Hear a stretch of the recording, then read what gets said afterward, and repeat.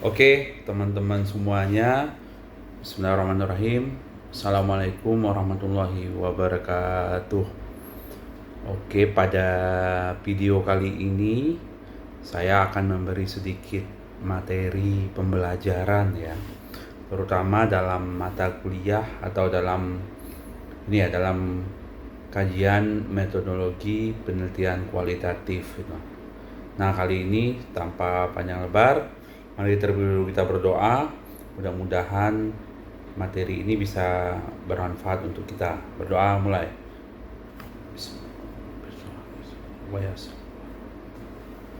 Berdoa selesai. Oke, pada kesempatan kali ini saya akan menjelaskan tentang bagaimana persiapan pengumpulan data penelitian kualitatif ketika kita akan siap ke lapangan. Situasi seperti ini seringkali saya temukan, terutama ya kalau dalam skripsi mahasiswa itu mungkin setelah seminar proposal, maka kita akan ada persiapan untuk mengumpul data kualitatif di lapangan. Biasanya saya membutuhkan waktu untuk briefing ya teman-teman ya. Briefing sekitar 1 kali pertemuan dengan mahasiswa yang bersangkutan. Begitupun pada riset saya juga sama. Ketika saya akan turun ke lapangan melakukan penelitian kualitatif, saya juga melakukan briefing ya, persiapan agar benar-benar apa yang akan saya riset di lapangan itu benar-benar maksimal ya. Nah, bagi seorang peneliti kualitatif teman-teman ya, lapangan itu adalah laboratorium ya, laboratorium. Bagus atau enggak riset kita yang sangat tergantung pada situasi dan kondisi di lapangan itu. Maka kita butuh persiapan yang harus kita lakukan untuk ke lapangan. Apa saja bentuk persiapan ke lapangan itu teman-teman yang biasa saya lakukan dan teman-teman mahasiswa bimbingan saya lakukan? Yang pertama itu harus menyiapkan get wawancara, yang biasanya kalau fenomenologi kita pakai get semi struktur terdiri dari 7 atau 8 pertanyaan. Lalu kemudian get wawancara itu kita print out itu. Jadi nggak boleh dalam bentuk HP atau soft file segala macam ya, harus di print out. Terus yang kedua perekam audio, bisa lewat HP.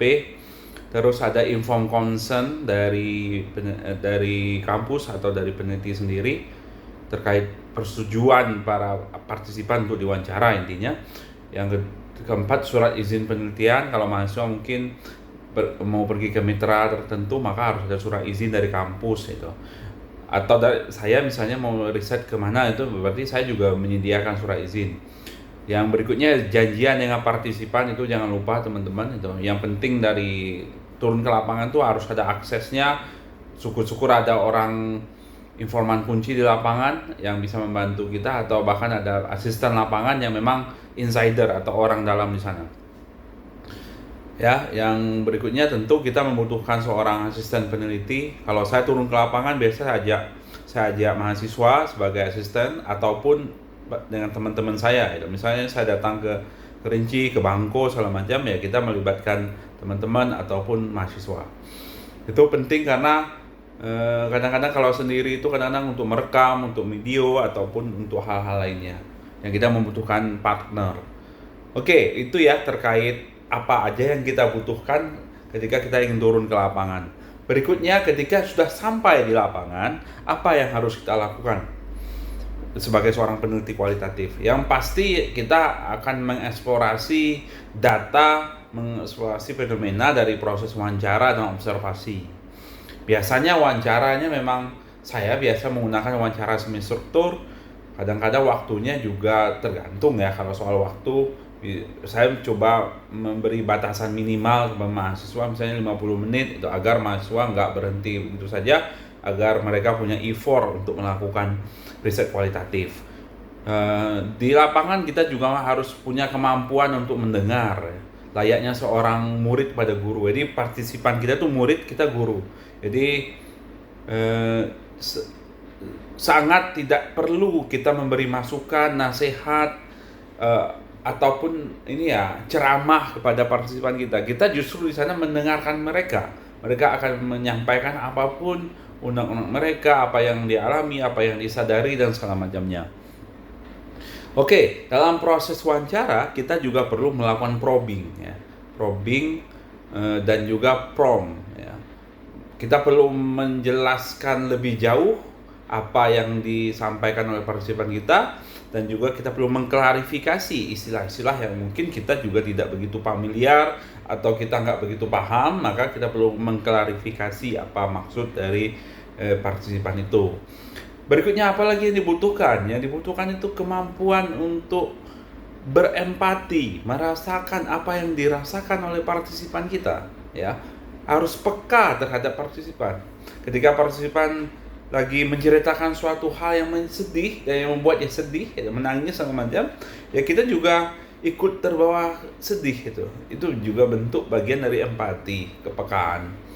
Berikutnya, di tradisi fenomenologi kita mengenal epoch, ya. Epoch itu kayak kita mengurungkan, ya, mengurungkan pemahaman kita, pengetahuan kita, ataupun teori-teori yang ada di kepala kita itu kita kurung, ya, agar dia tidak masuk atau dalam proses wawancara itu, atau agar kita bisa melihat partisipan sebagaimana partisipan itu mengalami sesuatu gitu. Jadi benar-benar bagaimana partisipan itu menampakkan dirinya, itu esensi dari fenomenologi, ya. Jadi kalau kita terlalu berpikir teoritis, ya bisa saja kita kemudian mengarahkan partisipan untuk menjawab berdasarkan teori. Ini tidak. Kalau epoch itu benar harus bisa netral, ya, harus bisa mengurung teori itu dulu agar kita bisa melihat partisipan sebagaimana mestinya. Itu ya yang paling penting saya kira.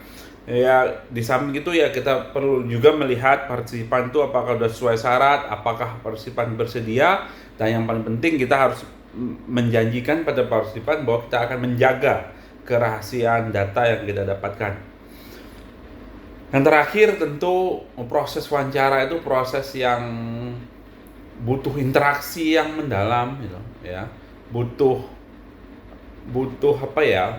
Bukan kita benar-benar terlibat dalam kegiatan, kita benar-benar melebur dengan masyarakat, atau kita benar-benar melebur dengan partisipan, sehingga kita benar-benar bisa menemukan menemukan data-data penting di lapangan. Itu mungkin dari saya. Terima kasih teman-teman atas ini materi singkat yang bisa saya berikan, terutama terkait bagaimana persiapan pengumpulan data di lapangan dan bagaimana sebaiknya kita mengeksplorasi data di lapangan. Itu dulu. Saya tutup. Assalamualaikum warahmatullahi wabarakatuh.